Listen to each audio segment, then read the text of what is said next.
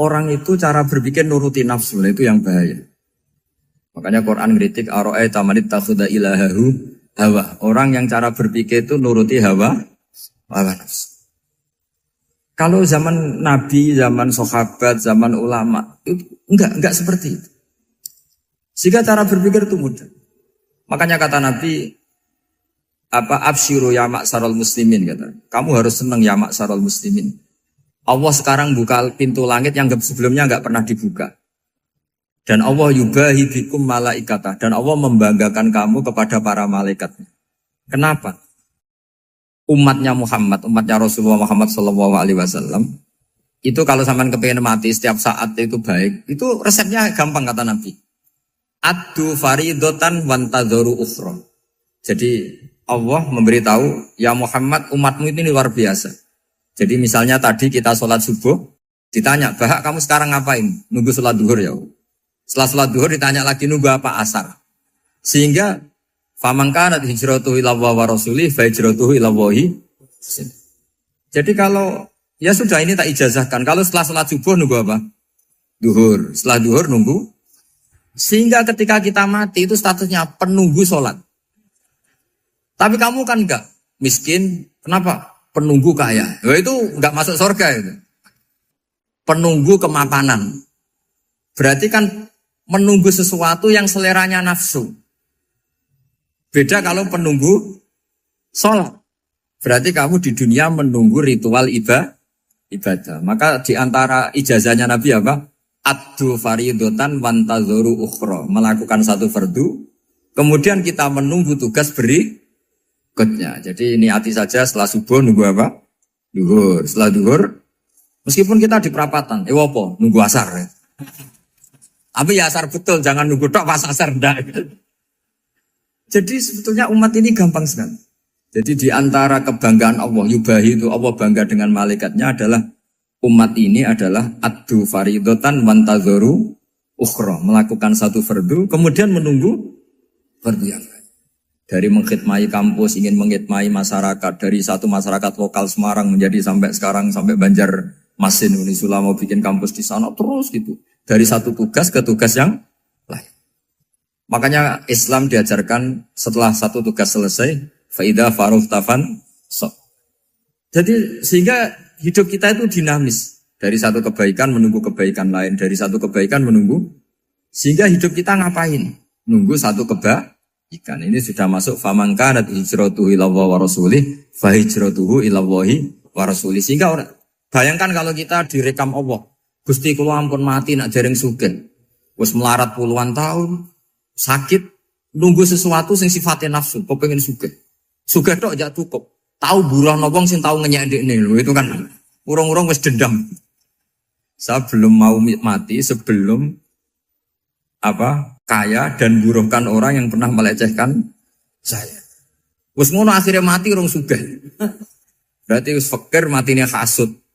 Mau itu ngenes dunia akhirat kan kira-kira seperti itu. Kamu santai aja kalau fakir berarti meringankan hisab karena ada banyak harta. Yang mau dihisab papanya, tidak punya apa-apa. Jadi saya mohon sekali ya, Islam itu mengawal kebahagiaan. Sebab itu sampai bahagia itu menjadi perintah Islam. Qul bi fadlillah wa bi rahmati fa bidzalika falyafrahu. Karena dengan bahagia bi taat diharapkan orang Islam itu tidak bahagia atau cari kesenangan lewat jalur maksiat. Sehingga ciri utama wali apa? Ala inna awliya Allahi la khaufun alaihim walahum yahzanun. Sehingga ulama dulu itu rileks-rileksnya. Termasuk yang saya ceritakan tadi, Imam Ahmad, Imam Syafi'i. Itu melihat apa saja rileks. Ya tadi kalau disenangi orang ya barokah, punya kawan kebaikan. Nak dineng ya barokah dineng di gedingi tonggo rada utang, ranjuk tulung gitu. Jadi rileks saja. Masyhur itu Imam Syafi'i ngendikan waman asaa ilaika faqat atlakoka.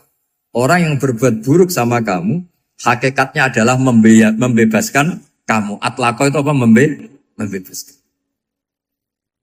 Enak gak jadi hidup gitu? Kalau kamu kan enggak, kok gedeng aku salahku apa? Malah kamu ujub tuh, orang kok gak tahu salahnya. Kamu jadi suami, istrinya ngomel, kurang apa saya sebagai suami? Ya kurang banyak, enggak ganteng, enggak kaya, enggak ini. Malah kalau diterangkan malah parah toh. Ya sudah rileks saja. Kalau dia ngomel ya tadi, alhamdulillah dapat pahala tanpa apa? Biaya. Terus ngomel kan butuh energi, paling yang tidak kuat 3 jam. Nanti juga berhenti apa? Terus ambil nilai positifnya. Misalnya ngomel sama suaminya, bagus lah. Kalau ngomel sama tetangga malah kayak apa gitu aja udah. Jadi ulama dulu itu gampang sekali melihat hidup. Rasulullah ya gitu, melihat hidup tuh gampang saja. Ketika tanya, ya Aisyah apa ada sarapan? Tidak ada ya Rasulullah, ya sudah saya tak puasa. Jadi enteng saja. Kadang-kadang beliau ingin puasa, ya puasa sunat, ada sarapan nggak jadi puasa. Rileks. Nabi itu rileks. Kalau ngajari kebaikan juga rileks.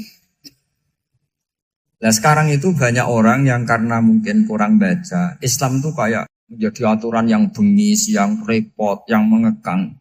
Itu tidak seperti itu. Yuridu wa bikumul yusra wala yuridu bikumul usra. Allah menghendaki agama ini mudah. Sehingga ada sahabat di Imami Mu'ad itu baca Baqarah. Sahabat ini pekerja petani, mufarokoh ditinggal. Ketika Mu'ad lapor, ya Rasulullah ini ada orang munafik, tengah-tengah sholat mufarokoh saya ditinggal. Yang disalahin itu tidak yang tinggal tapi Mu'ad. Afattanun anta ya Mu'ad, kami ini tukang fitnah. Masa ngimami petani pakai surat Baqarah? Jadi yang disalahkan ini imamnya. Kalau kamu jadi imam, sholatnya ya yang cepat. Makanya terus banyak orang kecepatan karena tadi. Jadi Nabi itu enteng sekali. Jadi apa ya? Nabi itu beda dengan yang kita bayangkan beda. Nabi pernah ngaji di masjid, kemudian ada tetangga lewat pakai cangkul ke kebun. Semua sahabat gerutu. Ini orang tidak benar. Ada Nabi ngaji ditinggal saja ke kebun tidak ikut ngaji. Jawabannya Nabi tidak. Itu bagus itu ikut sunnah saya. Kenapa ya Rasulullah? Dia kerja nyari halal. Dan untuk menghidupi keluarganya itu juga ajaran saya. Sehingga yang ngaji ya ajarannya Nabi, yang nggak ngaji karena kerja mencukupi keluarga juga ajarannya Nabi. Segampang ini. Kalau kayaknya kamu kan, wes gak roh akhlak kan gitu. Nabi rileks saja Nabi. Sampai bisa lihat itu di Ihya, di bab Fadhailul Kasbi. Makanya ini penting sekali supaya orang itu berpikir Islam atau mendakwakan Islam itu berdasar sanad ya yang muttasil yang pernah dilakukan Rasulullah SAW. Sesuatu yang dilarang Allah itu pasti madhar. Maka untuk melarang seseorang bergantung sama narkoba misalnya atau hal-hal yang bahaya pada fisik, itu satu tentu bagi ahlullah, tentu karena takut Allah. Tapi banyak masyarakat yang memang benar-benar bisa meninggalkan narkoba karena efek buruknya ganja. Bahwa itu mengakibatkan sakau, mengakibatkan tidak sadarkan diri, mengakibatkan kebangkrutan ekonomi macam-macam. Sehingga mereka benar-benar benci sama yang namanya narkoba. Jadi di antara manhajul Quran itu kalau mentakbih, memburuk-burukkan maksiat itu mesti dikritik innahu kana fahisah. Innahu kana fahisata wa makta wa sa'a sabila.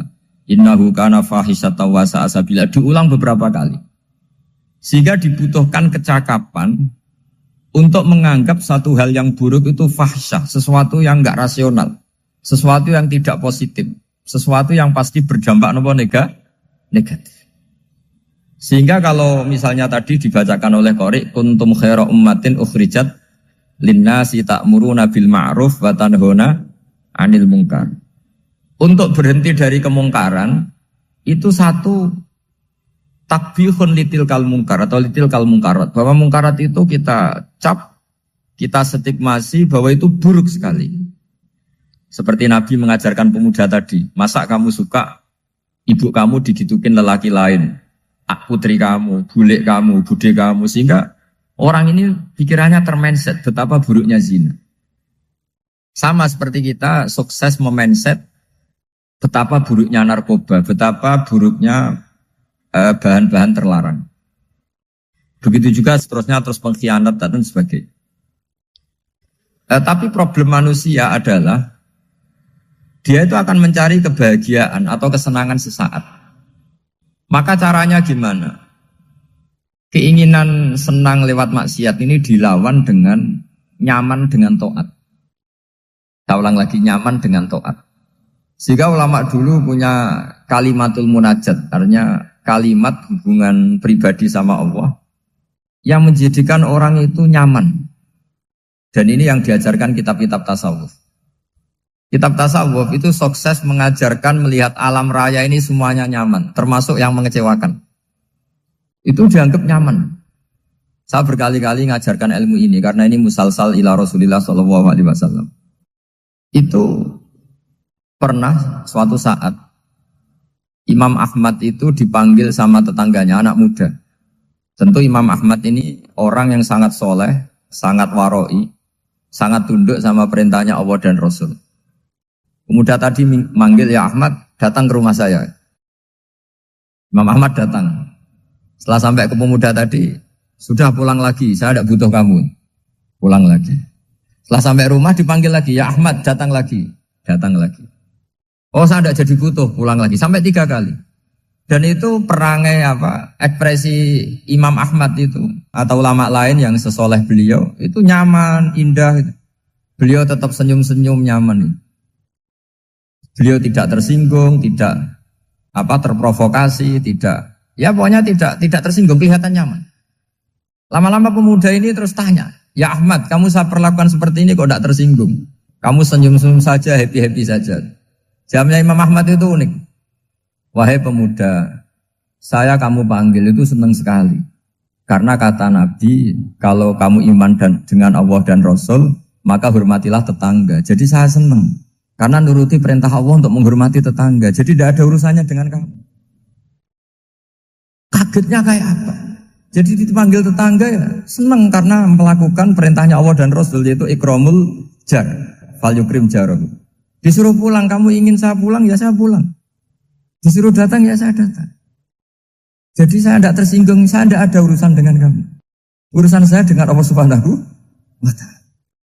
Itu kalau bapak-bapak istrinya ngomel terus sabar itu ya bagus. Saya tidak punya urusan. Kalau kamu terprovokasi oleh istri, berarti kamu didikte oleh makhluk. Masa seorang rektor didikte makhluk?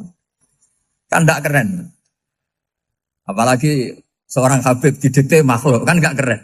Yang bisa mendikte kita hanya Allah Subhanahu wa Ta'ala. Dan Allah mendikte kita, mengajarkan kita wa ashiruhunna bil ma'ruf fa in karihtuhunna fa'asa an takrahu shay'a wa yaj'alallahu fi khairan katsira. Jadi cara melihat istri kita bawel gitu atau cerewet, alhamdulillah ini ada pahala tanpa modal, cukup sabar. Kalau istri kamu sedang mesra, malah mintanya ke mall, malah biayanya tinggi. Murah mana dapat pahala dimarahin sama saat mesra minta ke mall? Milih yang pertama kan? Nah ya itu tidak usah modal. Ya gitu aja. Jadi kalau istri sedang marah, bawel, anggap saja ini rezeki. Dapat pahala tanpa apa? Biaya. Nah, kalau pas rukun malah nantang ke mall, biayanya malah tinggi. Jadi ulama dulu itu melihat dunia itu happy. Pernah Imam Syafi'i dikasih tahu, orang yang tadi nyium tangan kamu ya, itu di rumah menghujat Anda. Jadi dia sopan hanya di depan Anda, kalau di luar menghujat Anda. Jawabnya Imam Syafi'i lucu. Ya baguslah. Yang cerita ini kaget. Kenapa bagus ya Aba Abdillah? Kalau manggil Imam Syafi'i ya Aba Abdillah. Ya berarti saya masih wibawa, di depan saya tidak berani katanya.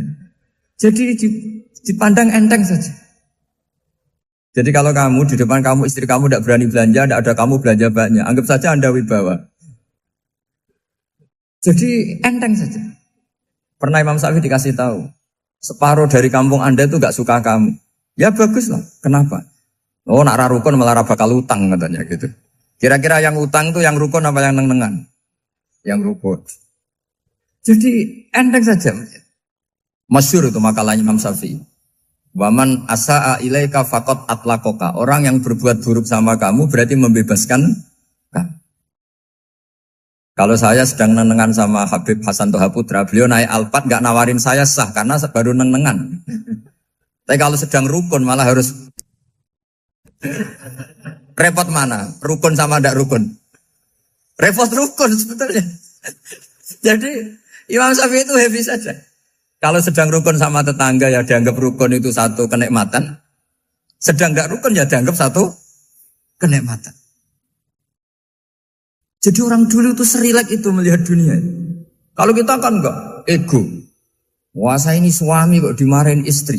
Wah ini egonya bangkit. Padahal egonya bangkit itu ada kebodohan di situ. Yaitu seorang rektor didikte seorang istri, seorang makhluk. Apalagi kalau Anda daftar wali itu tidak akan jadi wali. Ini wali kok tunduk sama makhluk. Karena didikte apa? Makhluk. Maka Imam Ahmad ketika tetangganya bully gitu ya santai saja, beliau happy. Ketika pemuda tadi eskal janggal, kenapa kamu gak tersinggung ya Ahmad? Memangnya saya harus tersinggung gimana? Kan tak panggil tidak jadi, tak panggil tidak jadi. Hei pemuda, saya ini tidak punya urusan dengan kamu. Saya nuruti kamu karena perintahnya. Saya senang melakukan perintah Allah, harus berbaik sama kamu. Sampai 3 kali. Ajarkan Muhammad atau katakan Muhammad pada umatmu, sebaiknya atau seharusnya mereka hanya gembira dengan melihat fadlnya Allah dan rahmatnya Allah. Ini harus kita pahami mulai dari konstruksi yang paling pokok, yaitu akidah. 2 ahwal. Ahwal itu 1 perilaku sosial. 3 mutammimat, sesuatu yang tidak pokok, tapi kita butuhkan dalam mengawal hidup ini. Saya beri contoh, itu sampai maksiat, itu karena cari kesenangan. Misalnya baru penat itu, ingin seneng, ada orang yang macam-macam lah, ingin melihat maksiat, apa itu pornografi, apa nyabu, apa macam-macam. Itu sebetulnya agama punya konsep yang luar biasa, yaitu seharusnya seseorang itu gembira. Gembira dengan ketaatan. Lalu pertanyaannya caranya gembira gimana? Gembira itu mudah. Jadi misalnya kamu sujud sama Allah Subhanahu wa taala. Terus cara berpikir begini. Ini sekaligus ijazah. Cara berpikir begini. Ya Allah, ini kata Sayyidina Ali, kafani izzan an akuna laka abdan wa kafani fakhron an takuna li rabban. Ya Allah, betapa sialnya saya andaikan saya jadi budak dari makhluk yang sama. Misalnya sampean itu seorang kiai atau rektor atau doktor atau orang terpelajar, kemudian kamu jadi budak atau hamba dari makhluk yang setara. Betapa hinanya saya. Maka kata Sayyidina Ali, ya Allah saya ini cukup bahagia, cukup bangga. Karena jadi budak, jadi hamba dari zat yang super atau yang maha super. Jadi kok Allah Subhanahu wa ta'ala. Sehingga ada kebahagiaan yang luar biasa karena menjadi hambanya Allah Subhanahu wa ta'ala. Setelah bangga dengan jadi hambanya Allah, maka kita akan malu. Malu misalnya kok saya bahagia itu nunggu melihat pornografi, melihat maksiat. Itu terus menjadi malu. Kenapa saya bisa didikte oleh hal-hal seremeh itu? Ya, kita malu karena didikte oleh hal-hal yang seremeh itu. Karena kita didikte oleh nafsu. Jadi izzatun nafsi, satu harga diri seseorang itu harus dihidupkan untuk hanya tunduk kepada Allah Subhanahu wa ta'ala. Sehingga Nabi itu melatih satu logika tarkul ma'asi. Nabi itu dulu ketika ada seorang pemuda yang ya karena mungkin pemuda ya, dia itu mau masuk Islam, tapi uniknya kata pemuda tadi, saya masuk Islam tapi asal dibolehkan bebas zina. Jadi ini agak sableng gitu. Jadi mau masuk Islam syaratnya dibolehkan apa? Zina atau free sex gitu. Karena orangnya agak hiper. Itu Nabi tidak langsung mengancam dengan neraka enggak. Ketika mau pamit gitu semua sahabat melarang. Mah itu jangan, kamu jangan suan Nabi. Itu permintaan yang enggak masuk akal. Setelah lama ditahan terjadi kegaduhan di masjid, Nabi dengar itu ada apa itu? Itu ada pemuda yang mau masuk Islam tapi yasta'dzinuhu fi zina. Tapi mereka minta izin Nabi untuk tetap boleh zina. Kata Nabi, pemuda itu suruh masuk, suruh menghadap saya. Ketika menghadap Nabi, saya ulang lagi ketika menghadap Nabi, Nabi mengajarinya itu luar biasa. Nabi tidak langsung mengancam dengan neraka atau dengan azab tunda. Tapi kata Nabi, Atau hibbuhu li ummik. Kamu suka kalau ibu kamu itu jadi demenannya orang banyak. Pondok ya Nabi. Yang demen ibu saya tak bacok kan. Karena ini ya agak preman, di mana-mana orang nakal agak preman. Terus atau hibbuhu li bintik. Kamu suka kalau putri kamu ya digitukan orang-orang. Oh ya enggak Nabi, yang gitukan putri saya tak bacok. Atau hibbuhu li kholatik. Kamu suka kalau bule kamu digitukan. Atau hibbuhu li ammatik. Kamu suka kalau saudara bapak kamu digitukan. Nabi itu mengeset ya. Cara sekarang itu cuci otak mungkin. Nabi itu meluruskan otaknya anak muda itu.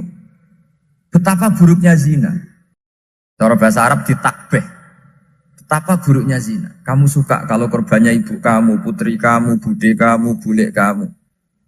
Sehingga orang itu matur ya hasbuka ya Rasulullah, ini sudah cukup. Saya tidak pernah melihat sesuatu seburuk zina. Jadi fa'al qawwa fi qalbihi bughda zina. Kemudian Allah meletakkan di hatinya, menanamkan benci zina.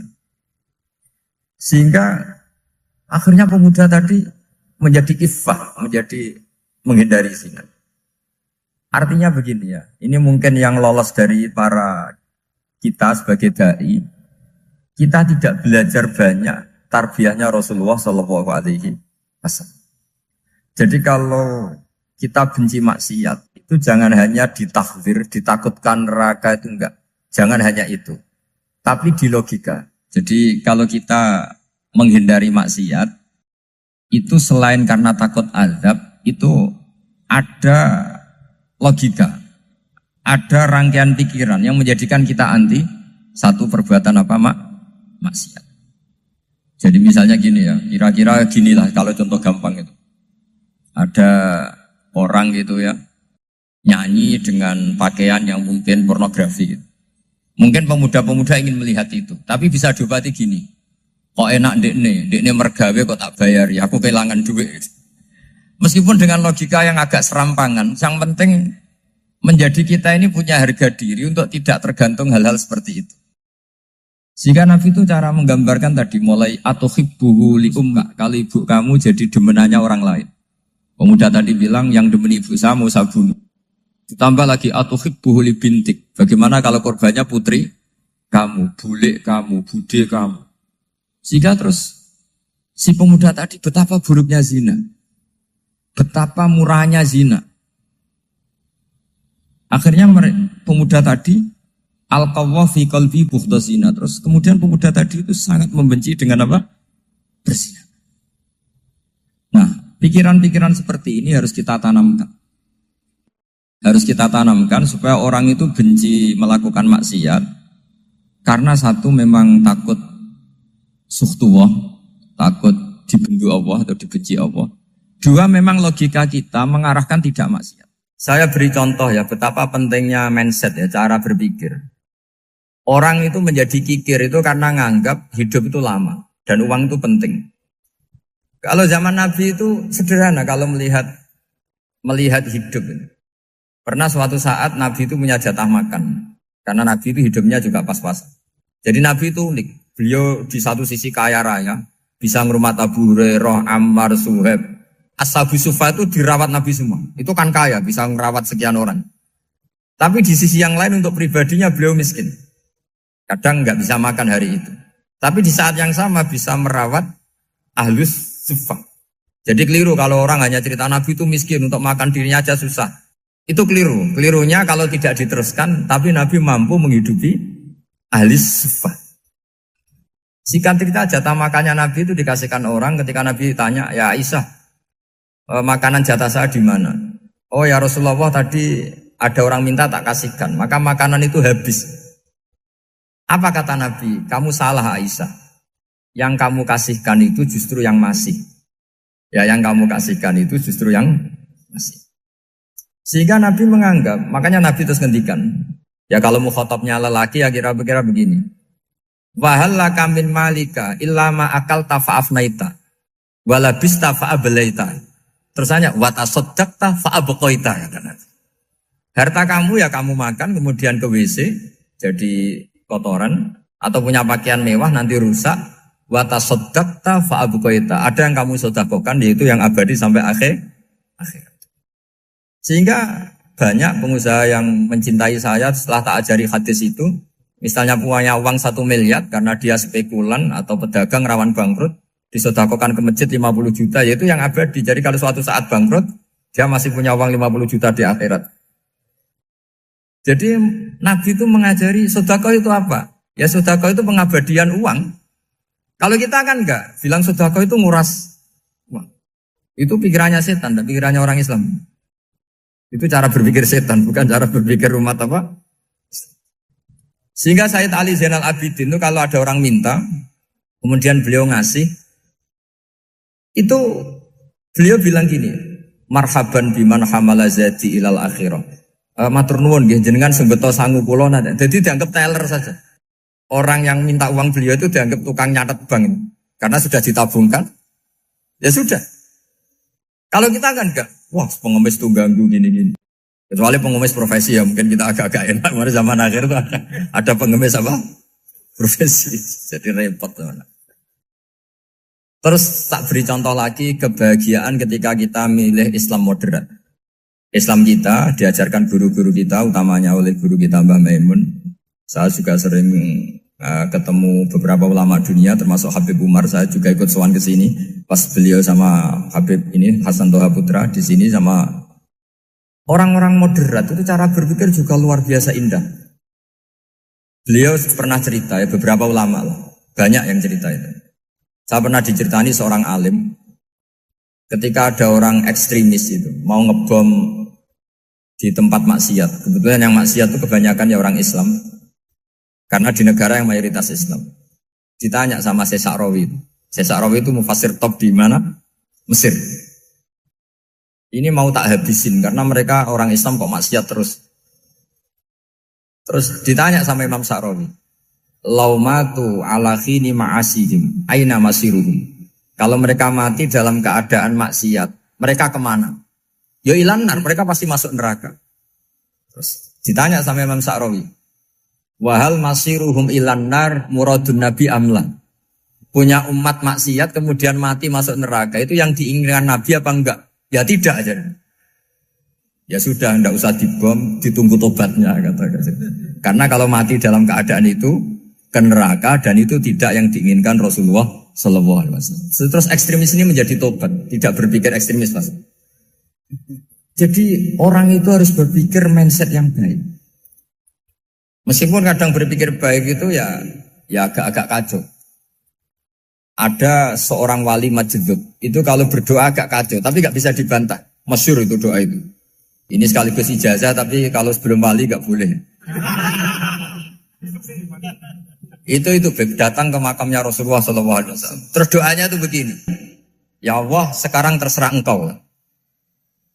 Ya Allah, sekarang terserah engkau. Jika saya kamu jadikan orang soleh, jika saya engkau jadikan orang soleh, maka surra habibuk, maka kekasihmu ini senang.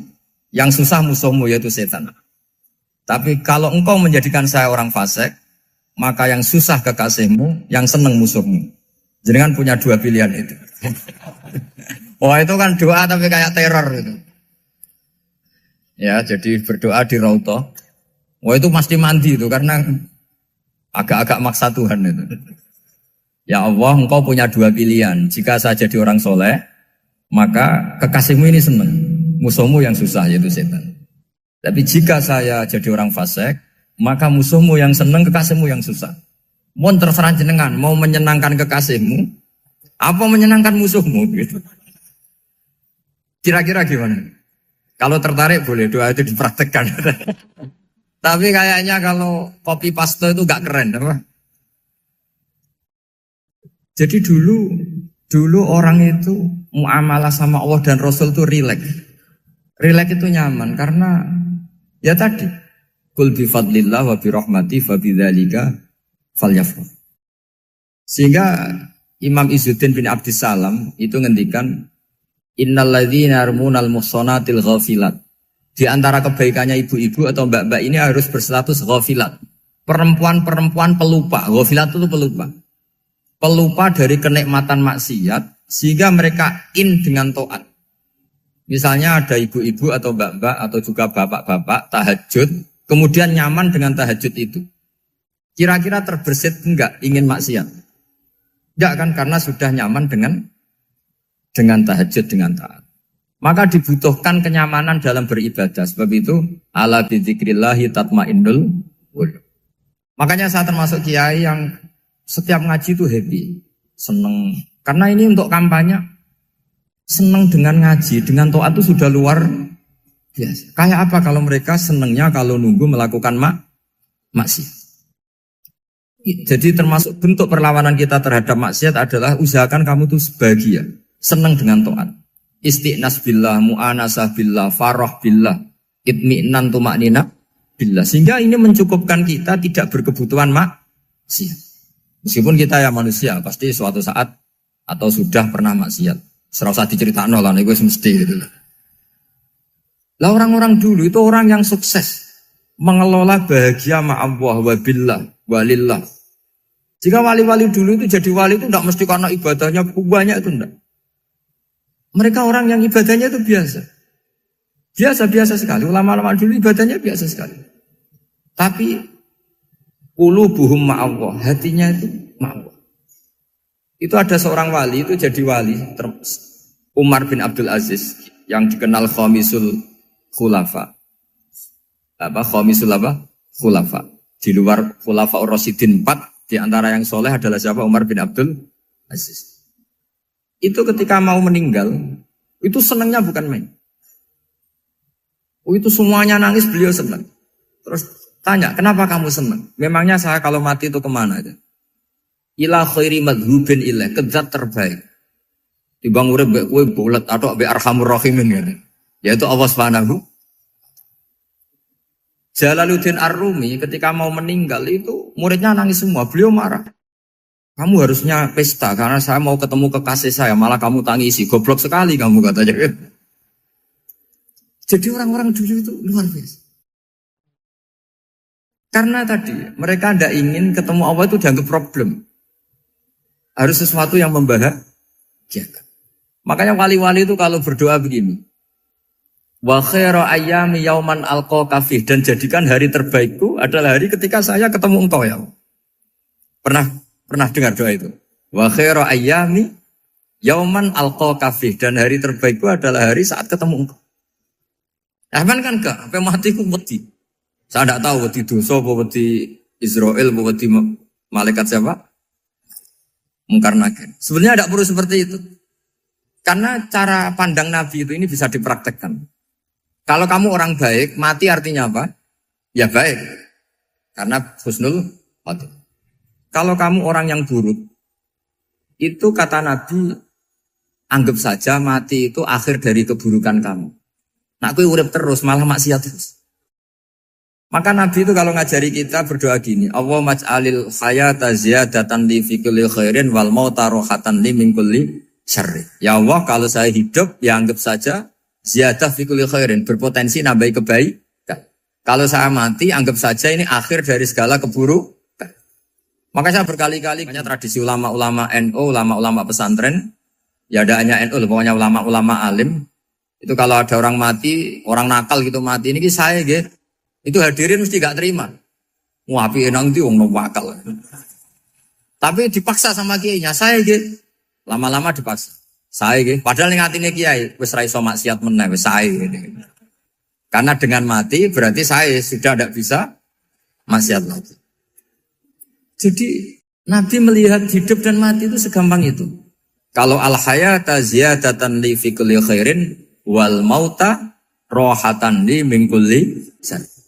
Coba kita ke depan itu kan ada potensi zina, potensi korupsi, potensi maksiat. Yang bisa menghentikan potensi itu apa coba? Mati ya, udah pintar dia. Sudah maju berarti. Berani mati? Berani. Tapi jangan di sini ngel-ngelo panitia. Artinya yang selama ini kita risau dengan kematian, dengan apa? Nabi ngajari kita tadi. Allah maj'alil hayata ziyadatan li fi kulli khairin wal mauta rohatan li min kulli syarr. Ya Allah, jadikan hidup ini sebagai bekal menambah kebaikan, dan suatu saat kalau saya mati, semoga itu akhir dari segala keburukan. Jadi artinya Nabi itu ngajari kita itu positif terus. Sama seperti ulamanya tadi. Nak lagi rukun mbek tonggo ya sanggep ae kanca keapian. Nak nenengan ben ra utang tenan. Dadi pokoknya penak terus itu. Nak bojo lagi ngamuk alhamdulillah gak ngajak blonjo. Nak pas rukun ya alhamdulillah kok lagi rukun. Jadi gampang semua.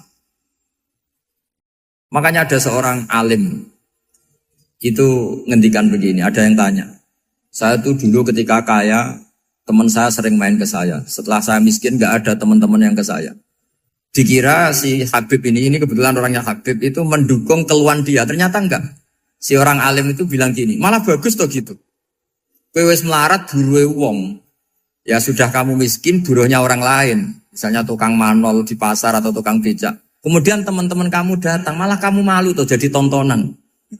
Bagus kalau mereka lupa, pas kamu miskin tidak ada yang lihat katanya. Jadi apa ya, dianggap enteng saja gitu. Akhirnya orang ini nggak jadi ngeluh. Selama ini kan kita ngeluh ya, ketika miskin teman-teman nggak datang. Coba kalau mereka datang pas kamu buruh bikin botol di orang lain. Mantan bos buruh, malu gak? Milih datang kepada? Nggak lah, sudah bener itu. Jadi ulama dulu itu makanya sering baca biar tahu solusi hidup. Jadi ulama dulu itu gampang sekali melihat kehidupan itu. Gampang sekali, indah, gampang. Kebahagiaan ini pula yang harus kita latih dalam melakukan ketaatan. Tapi memang obsesi saya terbesar atau cita-cita saya terbesar memang setiap ngaji saya ingin orang mukmin semuanya itu bahagia. Dengan bahagia itu mereka tidak neko-neko ingin mencari kebahagiaan lewat jalur apa maksiat. Sehingga dalam konstitusi ulama yang ditulis di kitab-kitab usul fikih, dan itu kitab yang saya kaji, selalu saya kaji, itu membela-bela sesuatu yang mubah itu sampai luar biasa. Karena melihat mubah itu, misalnya Anda tidur itu berstatus mubah. Anda bermain catur berstatus mubah. Anda rileks sama teman jagongan semalam dengan teman rektor atau dosen atau yayasan itu, melihatnya bukan mubah, tapi tarkul maksiyah. Misalnya saya semalaman asik musamarah itu jagongan malam sama Habib Toha Al-Munawwar. Itu awang hitungnya bukan, wah ini jagongan ngalor ngidul tidak penting tuh enggak. Malam itu bahak tidak ke dugem, tidak ke tempat maksiat. Sehingga ada ulama yang mengatakan mubah itu enggak ada. Saya ulang lagi, mubah itu enggak ada. Kan umumnya ulama bagikan wajib, ya kan, haram gitu. Terus diantaranya mubah, sunat, makruh. Ada ulama yang mengatakan mubah itu enggak ada. Kenapa? Logikanya begini, itsma min mubahin illa wa yatahaqqaqu bihi tarku haramimma. Karena tidak ada mubah yang Anda lakukan kecuali saat itu pasti ditinggalkannya sebuah keharaman. Misalnya Anda sedang jagungan sama istri di luar, di rumah, asik di rumah semalaman. Mungkin bahas hal-hal yang ringan. Mungkin melihat sinetron atau apa yang ringan. Tapi di situ terjadi Anda meninggalkan ke tempat-tempat maksiat. Sekarang ninggal maksiat itu wajib apa mubah? Wajib. Padahal Anda sedang melakukanmu. Nah itu dicatat oleh Allah itu tarkul haram, meninggalkan keharam. Jika masyhur dalam cerita wali-wali itu, Abu Yazid yang seperti itu ibadahnya pernah tanya, ya Allah lalu yang makomnya orang seperti saya siapa? Karena beliau semalaman ibadah terus. Sama Allah dijawab, ya yang tidur di pinggir kamu itu. Abu Yazid, loh kok bisa ya Allah? Dia kan tidur terus. Ya kan dia tidur berarti meninggalkan keharaman. Ngomong sing potongan tukang maksiat itu apik turu apik melek kira-kira. Apik turu. Timbang sama nak melek pola wis turu ae kira-kira gitu. Jadi enggak usah dipaksa tahajud, dipaksa qiyamul lail itu. Iya kalau qiyamul lail. Kalau dapat informasi, ke sini ikut saya terus katut kan repot. Jadi perlawanan terhadap maksiat itu sebetulnya gampang dalam Islam karena tadi nggak ada sesuatu yang mubah kecuali saat dilakukan berakibat meninggalkan keharaman. Mudah sekali. Jika banyak orang jadi wali itu karena melakukan mubah. Itu ada orang jadi wali itu karena sering makan. Ya makan biasa itu. Karena ketika makan ya Allah betapa doifnya saya. Katanya saya presiden, katanya saya rektor, saya kiai. Ternyata kalau nggak makan tuh lemes. Apa hebatnya makhluk yang bergantung makhluk yang lain, yaitu makanan. Nah karena seperti itu terus dia al-laja-ilallah, terus dia sungkeman ning Allah. Betapa lemahnya saya. Sebab itu ketika Quran mengkritik dan dengan tanda kutip kemungkinan Tuhannya Isa bin Maryam, itu ngeritiknya sederhana Quran itu.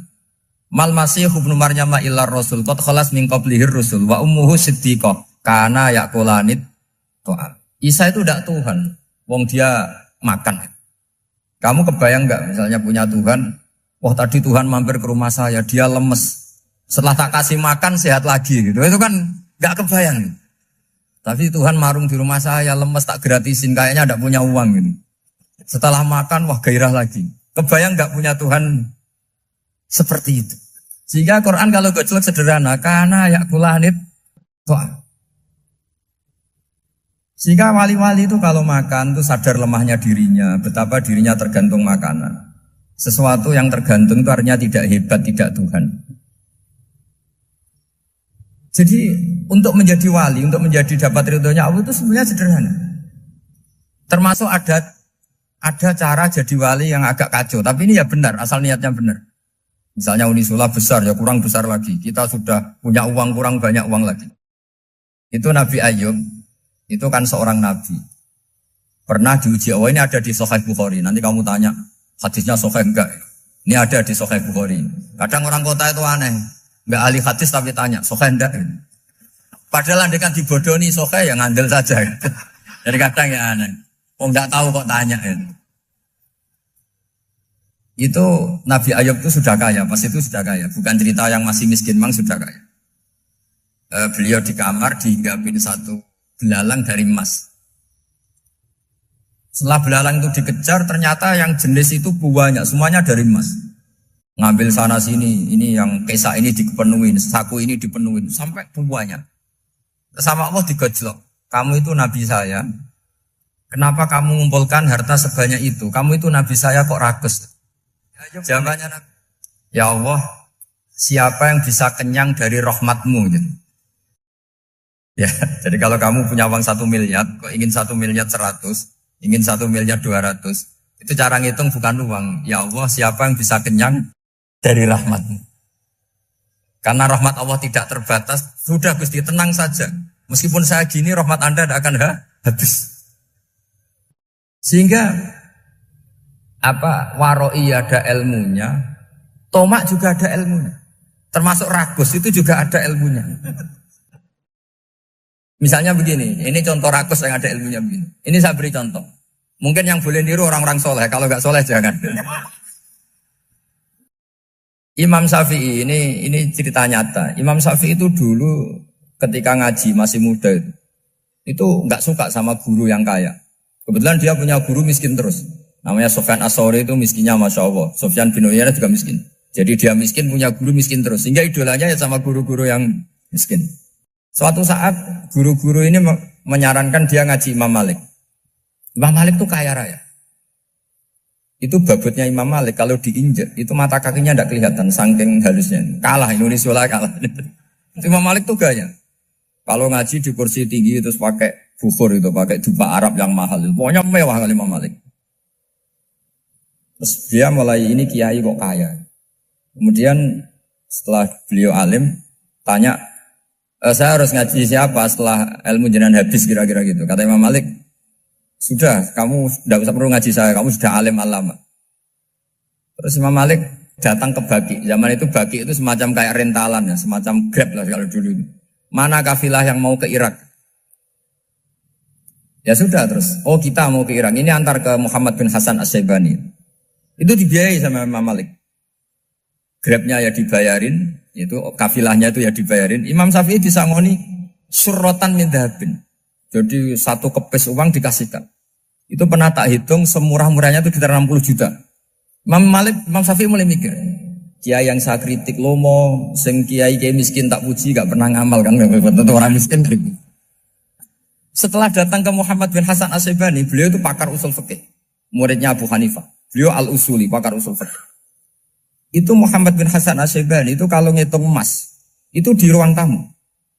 Uangnya miliaran, emasnya banyak. Dari kota ini dipindah ke kota ini. Mas, kalau ngitung di ruang tamu. Bukan di kamar, di ruang tamu. Imam Syafi'i tambah kaget. Imam Malik kayak gitu sudah saya soal, malah ini kaya raya. Setelah Imam Syafi'i kelihatan kaget, digojlok sama Muhammad bin Hasan Asyibani karena beliau senior. Atak jabu min hadza, kamu aneh melihat ini? Iya. Kenapa? Ulama kok kaya raya. Terus kata Muhammad bin Hasan, ya sudah, uang ini tak kasihkan orang-orang fasik, binti gue demenan, gue nyabu, gue macam-macam. Oh jangan, nanti dipakai maksiat. Oh jenengan mawon sing sugih. Semenjak itu Imam Syafi'i rubah mindset. Jadi kalau kampus ini ingin akreditasi A, ingin mulia, ingin apa, kamu ridho kalau yang punya prestasi seperti itu adalah orang-orang fasik. Ridho enggak? Enggak kan? Maka didoakan ini. Nah itu namanya berpikir secara usuli. Kamu jangan hanya nuruti karena berpikir waroi terus kamu benci kekayaan. Kan tidak bisa seperti itu. Karena pangkat dan kekayaan ketika dikelola secara kesolehan maka akan menjadi energi positif yang luar biasa. Semenjak itu Muhammad bin Hasan Asyibani berhasil mendidik Imam Syafi'i. Sampai akhirnya keterusan Imam Syafi'i berpendapat kalau orang Islam bisa bikin rumah tingkat kok punya rumah reok itu haram. Akhirnya keterusan. Kalau bisa jadi bupati kok jadi ketua RT juga haram.